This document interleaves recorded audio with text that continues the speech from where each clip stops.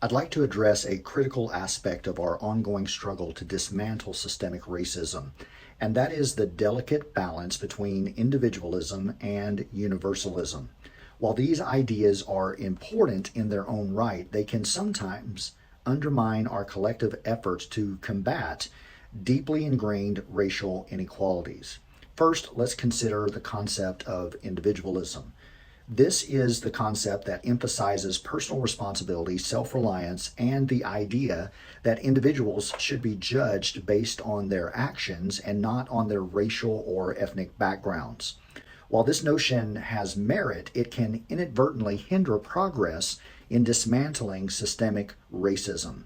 Individualism can lead to the belief that systemic racism is solely the result of just a few bad apples rather than a deeply entrenched societal issue. When we overemphasize individual responsibility, we may fail to recognize the structural barriers that disproportionately impact racial minorities. This can perpetuate the idea that racism is primarily a matter of personal choices and absolve society of its collective responsibility to address systemic injustices. On the other hand, we have universalism, which advocates for equal treatment and opportunities for all, regardless of race or ethnicity.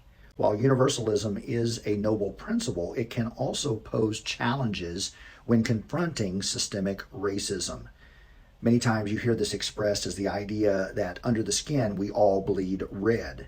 These universalist approaches may inadvertently gloss over the historical and present day disparities that different racial groups face. By treating everyone the same, we risk ignoring the unique needs and experiences of marginalized communities. This can result in policies and initiatives that fail to address the root causes of racial inequality and that disproportionately benefit those who are already privileged. So, where does the balance lie? It's crucial to recognize that individualism and universalism can be complementary when applied thoughtfully. We must acknowledge that systemic racism exists and that it disproportionately impacts certain racial and ethnic groups. This recognition doesn't negate personal responsibility, but rather helps us understand the broader context in which individuals make choices.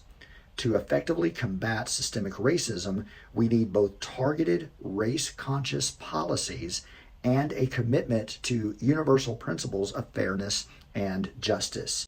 It's not an either-or scenario. We can hold individuals accountable for their actions while also understanding the structural inequalities that perpetuate racial disparities.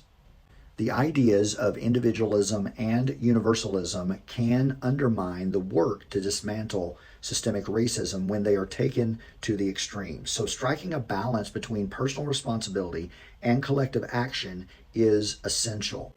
By recognizing the role of systemic racism in shaping individual outcomes and embracing both individual and universal approaches, we can work towards a more equitable and just society for all.